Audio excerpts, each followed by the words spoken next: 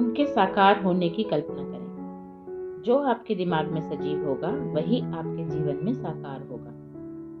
कल्पना करना एक ऐसी प्रक्रिया है जिसमें आप अपनी सोच को अपने मन में साकार रूप देकर उनके अपने वास्तविक जीवन में सच होने से पहले उसका अनुभव लेते हैं। दुनिया भर में प्रसिद्ध आर्नल्ड श्वार्ज़नेगर ने अपने लक्ष्य को सच करने से पहले बहुत सारे संदर्भों के साथ उनकी कल्पना की। महान बास्केटबॉल खिलाड़ी माइकल जॉर्डन ने दावा किया था कि सफलता प्राप्त करने से पहले वे उस खिलाड़ी की कल्पना करते थे जो वे बनना चाहते थे।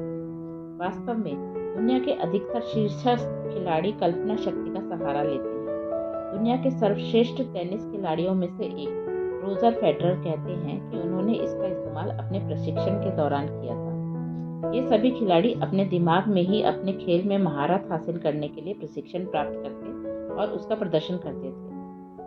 मनोविज्ञानी एलन बडले, शेन मर्फी और रॉबर्ट वुल्फोक ने सन 1994 में लिखी अपनी पुस्तक में सुझाव दिया कि बेहतर प्रदर्शन के लिए व्यवहारिक तौर पर किए गए अभ्यास के बजाय मानसिक तौर पर किए गए अभ्यास से बेहतर परिणाम प्राप्त होते हैं। हमारे मस्तिष्क का रूप जो उस समय सक्रिय होता है जब हम किसी कार्य की कल्पना करते हैं, वह उससे बहुत अधिक उस रूप में मिलता जुलता है जो उस समय सक्रिय होता है। यदि जब हम किसी काम को व्यवहारिक तौर पर करते हैं, इसलिए कल्पना करना वास्तव में आपके दिमाग को उस घटना के लिए प्रशिक्षित कर देता है।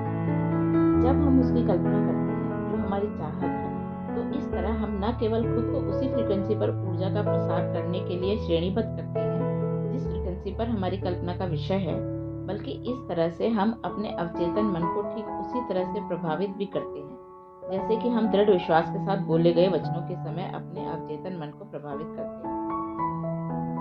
हमारा दिमाग और तंत्रिका तंत्र क्या काल्पनिक है या वास्तविक है, मैं अंतर नहीं बता सकता। हम इसका लाभ पूरी तरह से उठा सकते हैं यदि हमारा मन यह मान लेता है कि हम उसमें जो भी विचार डाल रहे हैं वह सब सच है, तो फिर हमारे जीवन में भी वे प्रतिबिंबित होने लगेंगे। अगर आप ऐसी कल्पना करते हैं कि आप जितने अब हैं उससे अधिक आत्मविश्वासी हो गए हैं, तो आपका मन इसे सच मान लेगा तथा आप और भी अधिक आत्मविश्वास से भर जाएंगे। अपनी इंद्रियों को शामिल करें। जब हम कल्पना की बात एक प्रक्रिया के तौर पर करते हैं, तो हमारा आशय मात्र एक चित्र को मानसिक तौर पर तैयार करना नहीं होता। यहाँ आपको चित्र नहीं, दृश्यों की कल्पना करनी होती है। उन दृश्यों में आपको अपनी सभी इंद्रियां, स्वाद, दृष्टि, स्पर्श, गंध और सुनने की क्षमता को शामिल करना होता है। आपको उसमें जितना हो सके उतने अधिक विस्तार से शामिल होना होता है। उदाहरण के लिए, यदि आप एक नई कार चाहते हैं, तो केवल कार की तस्वीर की कल्पना ना करें। अपने आप को उस कार के अंदर कार चलाते हुए देखें। सोचें कि उस कार को चलाते हुए आपको कैसा महसूस होगा। कार की आवाज़, रास्ते पर गुजरती हुई दूसरी कारें, आपके आसपास के वातावरण के तापमान आदि की भी कल्पना करें। उस क्षण को इस तरह से जिएं जैसे वह आपके साथ सचमुच घटित हो रहा है। अपने दृश्यों की कल्पना करते समय रचनात्मकता का पूरा सहारा लें। उन्हें बहुत सुंदर, रंगीन, तीव्र आवाज़ों के साथ बहुत बड़ा, इतना बड़ा बना दें कि वे जीवंत हो जाएं। अब आपको बस अपनी आंखें बंद करके कल्पना करने की जरूरत है। यह बहुत ज़रूरी है कि आप ऐसे दृश्यों की कल्पना करें जो आपको अच्छा महसूस करवाएं। आपकी कल्पना आपकी सकारात्मक भावना से भरी होनी चाहिए और इसके लिए आपको इस पर पूरी तरह से अपना ध्यान केंद्रित करने की आवश्यकता है। इसीलिए इस प्रक्रिया को हमेशा किसी शांत स्थान पर करें जहां पर आप आराम कर सकें और खुद को ध्यान भंग करने वाली किसी भी वस्तु या घटना से दूर रखें। जब मैं इस तकनीक का उपयोग करता हूं, तो मैं उस समय सुनिश्चित हो जाता हूं कि मैं इसे प्रभावशाली ढंग से कर रहा हूं। जब मेरे कानों में कुछ छमछम की मधुर ध्वनि आने लगती है, वहां से मुझे लगने लगता है कि यह वास्तव में हो रहा है और यह मुझे पूरी तरह से उत्साह से भर देता है।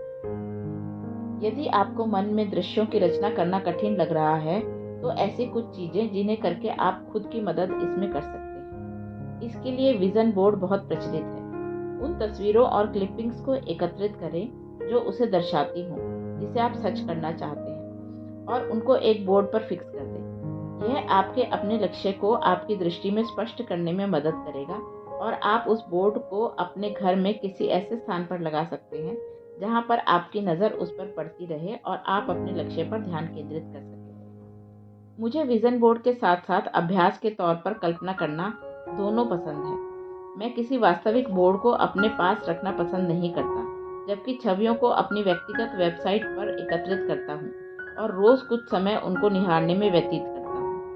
मेरे लिए यह काम करता है, यहाँ तक कि मैंने अपने जीवन साथी के लिए एक ड्रीम प्रपोजल की भी अभिव्यक्ति की है, जिसमें मैंने पिंटरेस्ट, जो कि एक प्रचलित विजन बोर्ड प्लेटफॉर्म है, पर तस्वीरों को वैसे एकत्रित किया जैसे मैं उन्हें दिखाना चाहता हूँ। किशोरावस्था में मेरी संगीत बनाने में रुचि थी। मैं एक म्यूजिक ग्रुप जिसका नाम सो सॉलिड क्रू था और जो उस समय का बहुत बड़ा व जाना पहचाना ग्रुप था, का बहुत बड़ा प्रशंसक था।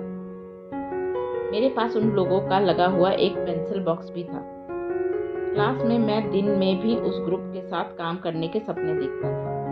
1 या 2 साल के बाद सो सॉलिड ग्रुप के एक सदस्य, जिसका नाम स्विस था, ने एक एल्बम रिलीज किया जिसका नाम पेन एंड म्यूजिक था। मुझे उस एल्बम से बहुत प्यार हो गया और रात दिन मैं उसे सुनता रहता। उसने मुझे मोहावस्था में पहुंचा दिया था और मैं खुद को स्विस के साथ काम करते हुए दृश्यों की कल्पना करने लगा था और हम दोनों साथ मिलकर बहुत अच्छा संगीत बनाते थे। असाधारण बात यह है कि इसके बहुत अधिक समय बीतने से पहले ही मुझे स्विस के साथ काम करने का अवसर मिला। मुझे वह अवसर एक म्यूजिकल आर्टिस्ट और मेरे एक गुरु, जिनका नाम क्लाइव था, के माध्यम से मिला, जो स्विस के दोस्त थे। अंततः हम तीनों ने मिलकर कुछ गीतों की रचना की और ठीक मेरे और स्विस के साथ एक मिलकर काम करने से पहले की।